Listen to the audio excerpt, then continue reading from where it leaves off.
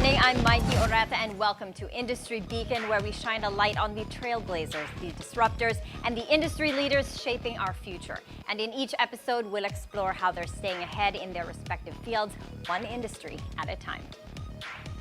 On today's episode, we're shining a light on business leadership and economic development with Nina Mangio, the president of the Philippine Chamber of Commerce and Industry, or PCCI.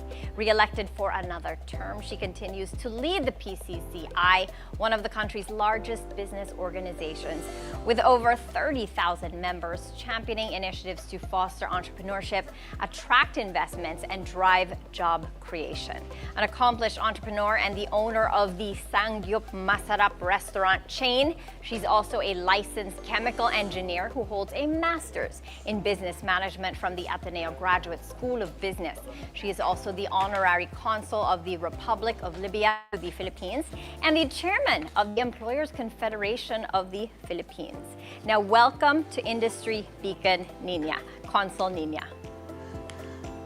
Hi, good morning, Maiki, and good morning to all our viewers. Okay, all right. First questions first. How would you assess the current state of the Philippine economy? Are businesses truly thriving, or are we still in recovery mode? Okay, if we focus on the business sector,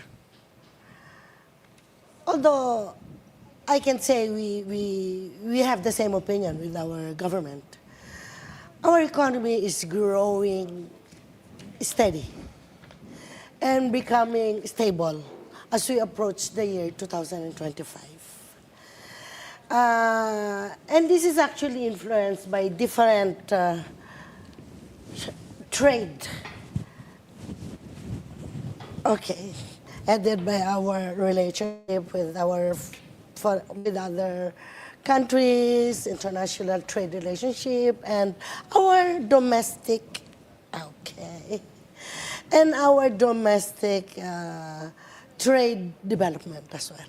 Mm-hmm. Okay, you have the private sector perspective, the perspective of SMEs. There are over 38,000 members in your organization, ma'am.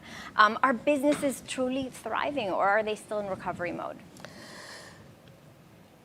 I should say our recovering period was 2021, 22, and 23. And we in the private sector would like to believe that we've passed that recovery stage. We are now into the progressive stage already.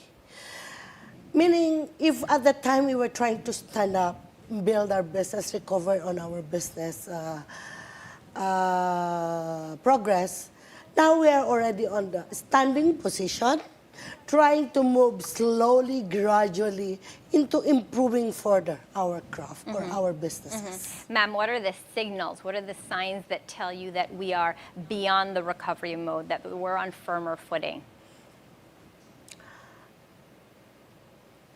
Well, as we can read from the newspaper, as our government had been declaring, we'd improve our GDPs from the previous years to the present years. And I think for the year 2025, they have a better projection of our GDP.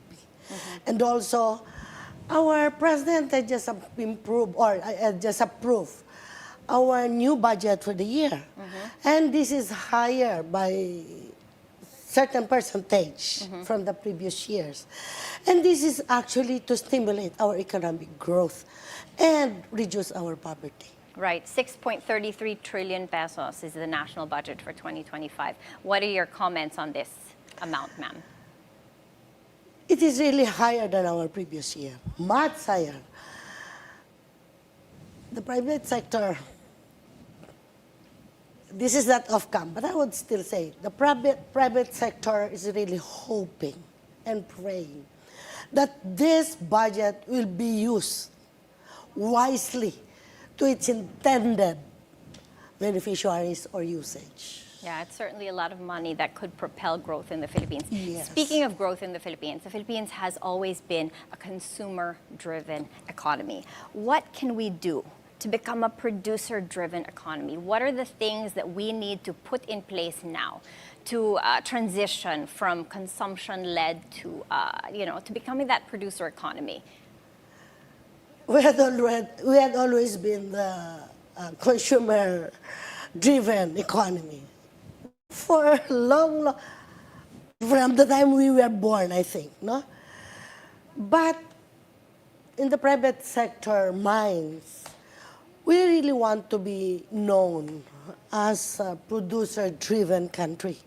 But that would take a lot of effort, a lot of work, a lot of assistance, and a lot of infrastructure, a lot of money. That's right. So you have to plant the seeds right now in order to become a producer-driven economy. Yes. So seeds like emphasis on knowledge and human capital, right? We really have to be wiser in utilizing our human capital, because we have the youngest average age as far as our manpower is concerned. We have the most younger and at the same time English-speaking Filipino workers, meaning even if we're able to invite a lot of foreign investors in our country, they can be served properly by our own labor force. And improving on our labor manpower resources, human capital, as we have said, scaling, upscaling, giving them the proper training, improving our educational system, catching up with the new trend of new technology, AI, and so forth. No? Because right now, as we have noticed, although we have already the K-12, we have already K-12 program. We have already moved to K-12 program. Our curriculum and not been adjusted yet, fully adjusted yet, to that level of our K-12. Because when they develop the K-12, the assumption is that the graduates should be ready for employment. Are you seeing that they're ready for employment? Not yet. Not yet. Not yet. We still have to do a lot of training, from private organizations, from organizations like ours, rescaling, upscaling of workers. That said, how would you describe the pool of graduates we're churning out, the pool of graduates that are coming into the workforce? Although our graduates are technically equipped, but we have not reached the stage yet of, because our neighboring countries are already talking about and using AI, robots, and all that, no? Our graduates are still a little behind as far as that stage is concerned. That's why our educational system, as we have been saying, should be adjusted or move forward. Right. That also has to do with our connectivity issues. The infrastructure and connectivity in the country. I mean, the provinces. Metro Manila were good, but the provinces have yet to feel the benefits. Can you imagine if we'll be able to digitalize our SMEs? Wider market, wider resources, wider, Correct. That's our intention. That's actually our aim. So, though our government right now is working very hard in improving our connectivity so that we'll be able to digitize our SMEs, but still we're still behind our neighboring countries. Okay, speaking of the industries that you represent at the PCCI, that's over 38,000 members across all different industries. What are the industries that are thriving now, and what are the ones that need most attention or perhaps government reforms to help make them more competitive?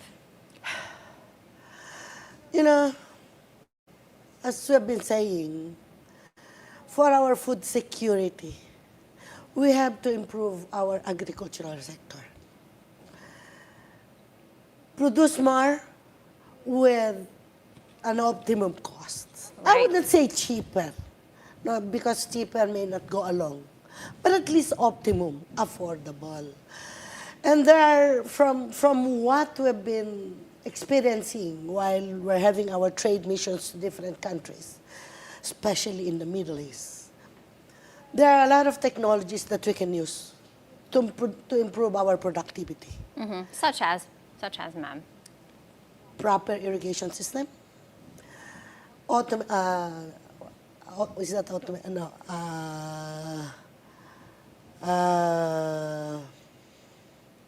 Automation. Automation and Okay, anyway. use of different technology that are more into advanced stage. Okay.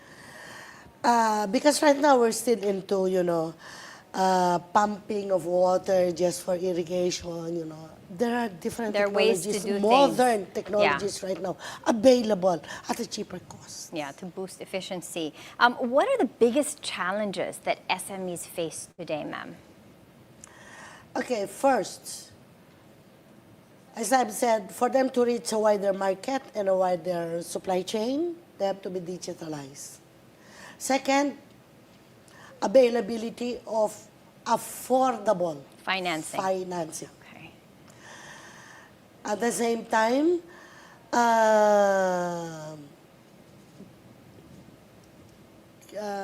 So you're saying financing. verbalization of all the available technology and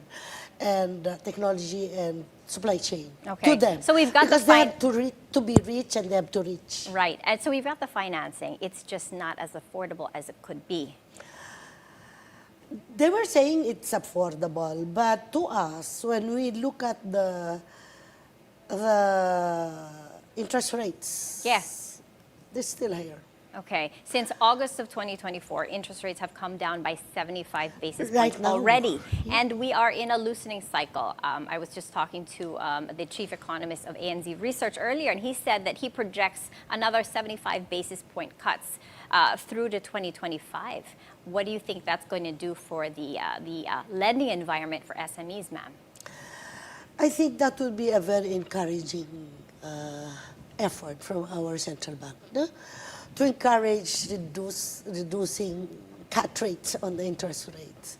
Because not only do we really need affordable financing, but we can only improve our businesses, our systems, our technology by investing. Not only on the human capital, but at the same time on the technology available. Okay. If we can do that, I think we can catch up as far as our SMEs is concerned. Okay, thank you. We'll leave this discussion at that for now because we're going to have to take a quick commercial break. Industry Beacon, we'll be right back. Please stay with us.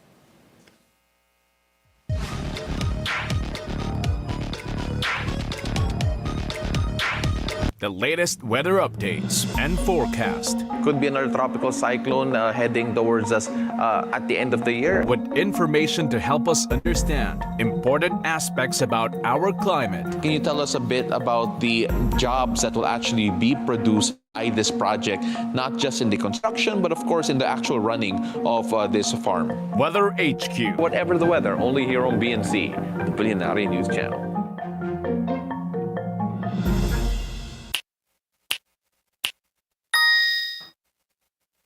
Have you heard of during weddings when a man say, the first time I've met you, I knew that you're going to be my wife? Is that true? Yes, because based on science, men are likely to experience love at first sight more than women because they have more visual neurons. So visual talaga sila.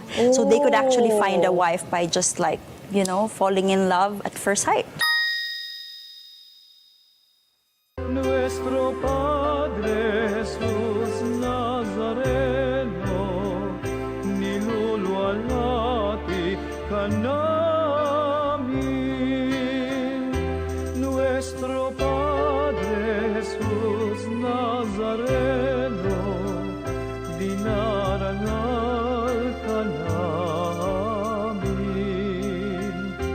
Nuestro Padre Jesús Nazareno, dinarangal ka namin. Nuestro Padre Jesús Nazareno, niluluwalhati ka namin.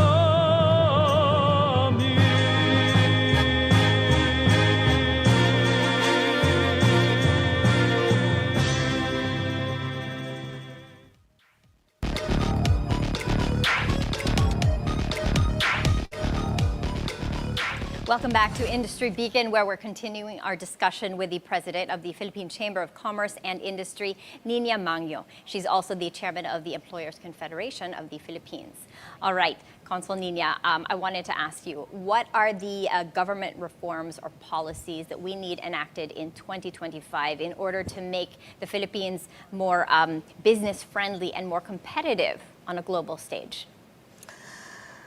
We don't need new reforms. We just have to improve.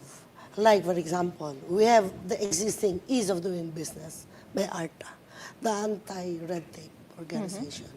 Right now, it's not yet 100% being implemented, but that is already helping a lot in the industry. Improve that ease of doing business, while we are also helping the government in doing so, working with the local government units, and at the same time,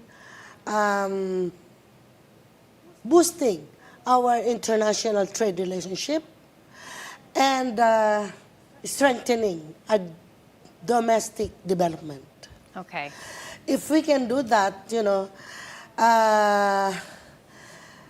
we can have a stronger SMEs. Okay. Because as Philippine Chamber of Commerce is helping our government in having a very good international trade relationship by bringing in outbound and inbound trade missions, participated in by different sectors. Okay. And in doing so, we hope that we can promote our country as one of the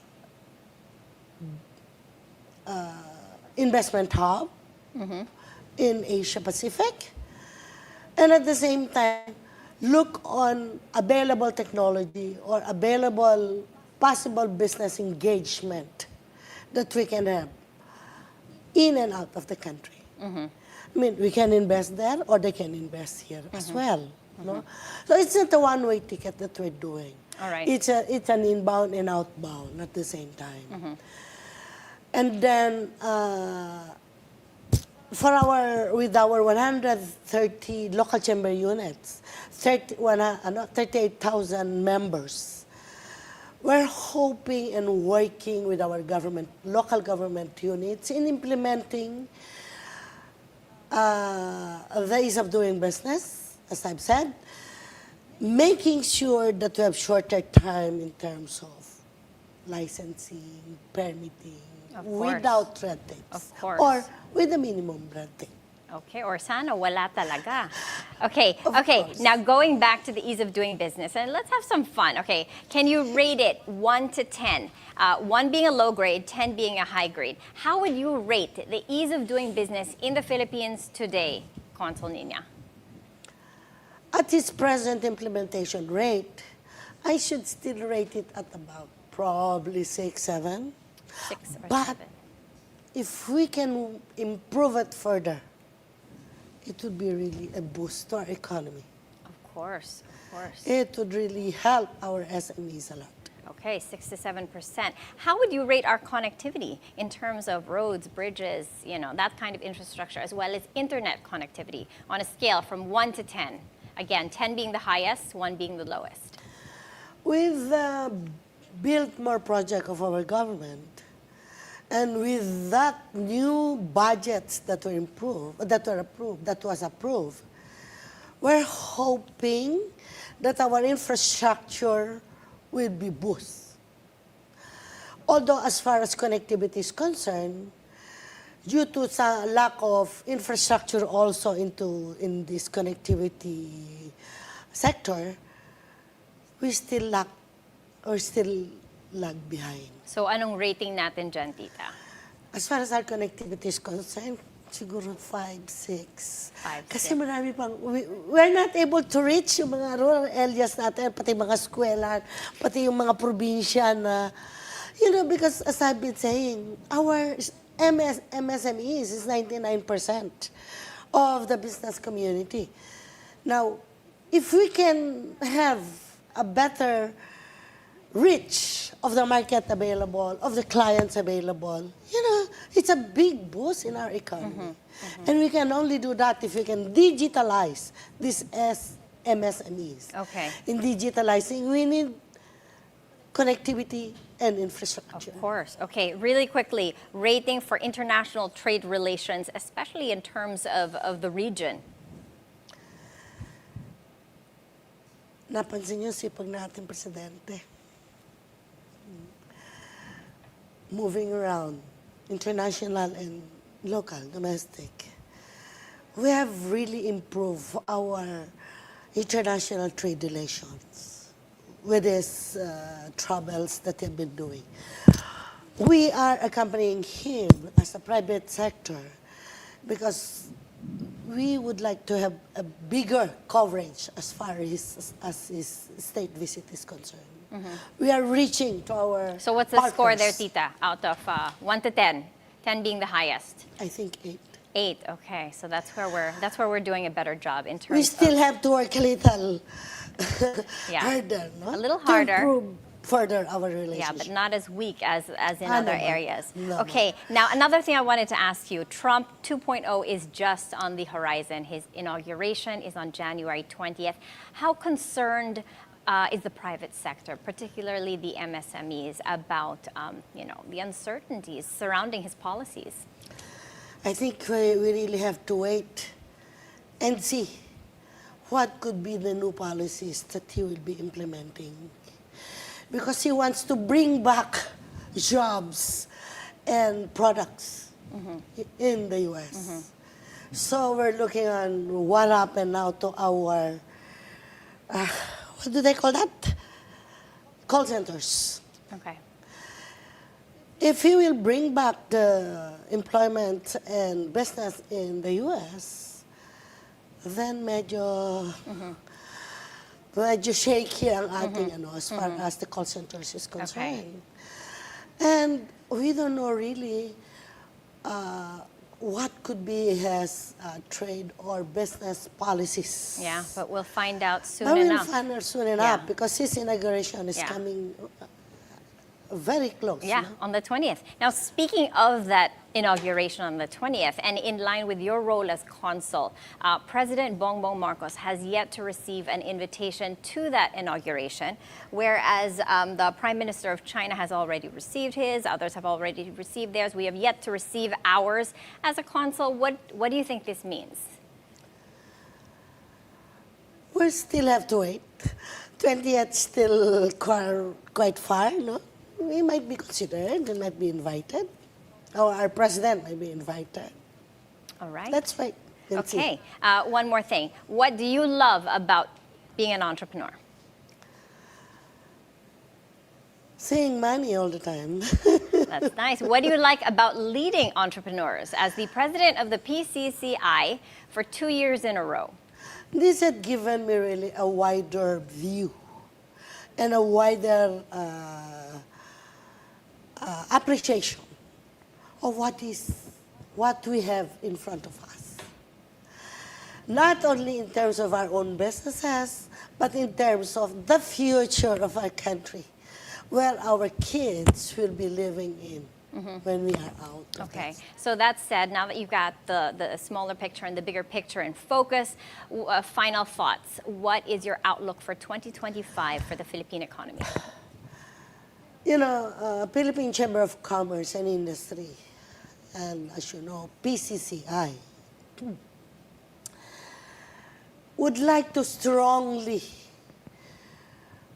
strengthen our impact for the year 2025 by bringing in strong agenda into fostering our economic growth, innovation, and